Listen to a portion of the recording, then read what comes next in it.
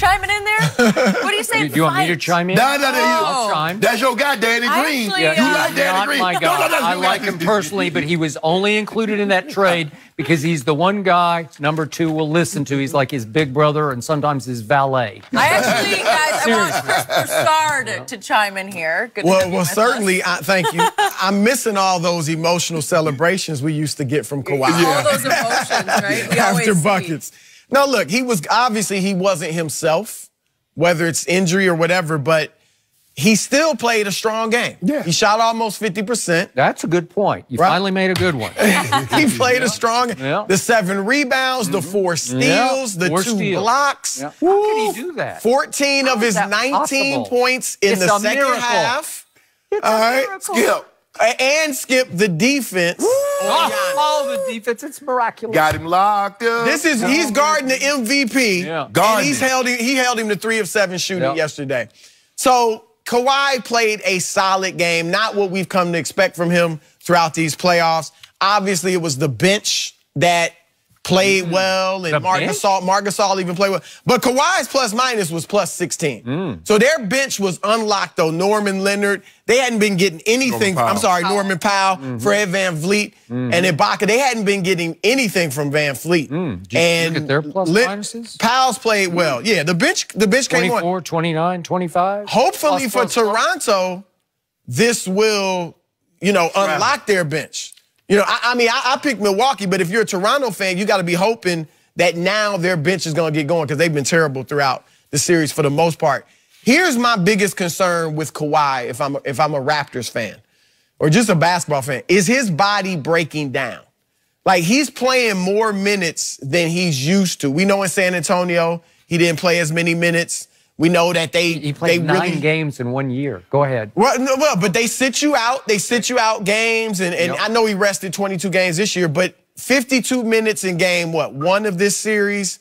4 games or 40 or minutes or more. Game 3? Overtime. 4 games or 40 or more minutes in the previous series with Philadelphia. Now, he had some minutes. Playoffs, it's almost over. My point is this. His body. For all his toughness, I think physically and mentally, his body may be breaking down on him. Okay. That would be my concern. I mean, It's been breaking down for 7 years. Well, okay. It has. Okay, well, it's finally reaching the breaking point. That's what I'm wondering. And I'm not predicting that. I'm not saying that's definitely happening. But that would be my concern if I'm Toronto. Is his body breaking down on him? Danny Green said we need him for 2 more games, 2 more wins. No.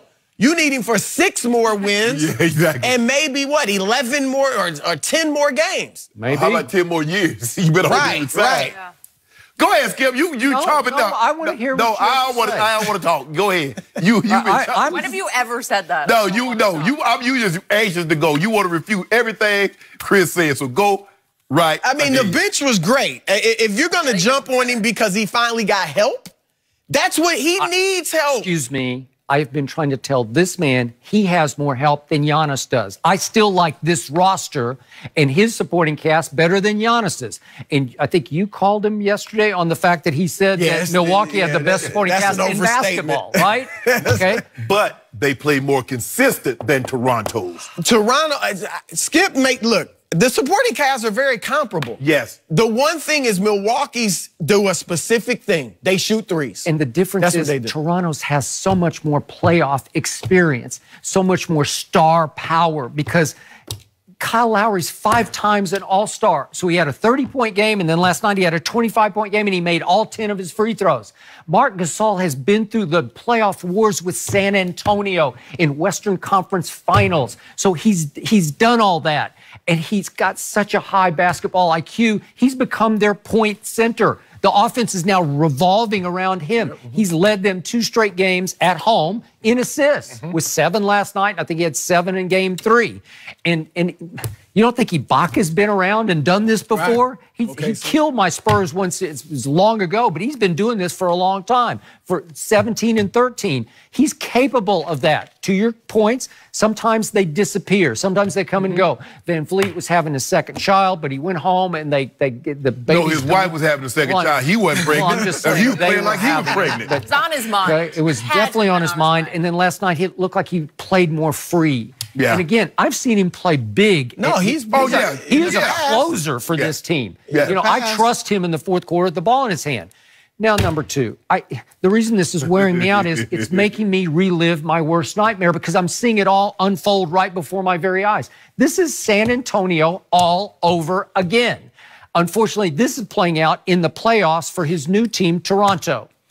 Did the Toronto medical staff find anything wrong enough somewhere in his body? Because I don't know what's wrong with him, but did they find anything wrong enough to put it on the injury report ahead of Game 4? No. No. He was not on the injury report. What did Nick Nurse say? I don't think he's hurt. I think he's okay. He's just tired, okay? So what happened last night with 7:23 left in the fourth quarter? The Toronto Raptors were up 16 points at home, 7:23 left, and Nick Nurse reinserted number 2 into the game. If he's hurt, why on earth would you even think about putting him back in that game? And if, as Charles Barkley said at halftime, he's just run out of gas, why on earth would you think of putting him back in the game? Because Nick Nurse does not believe he's hurt and does not believe he's worn out. He just thinks he needs to play through all this, whatever mysterious ailments that he has.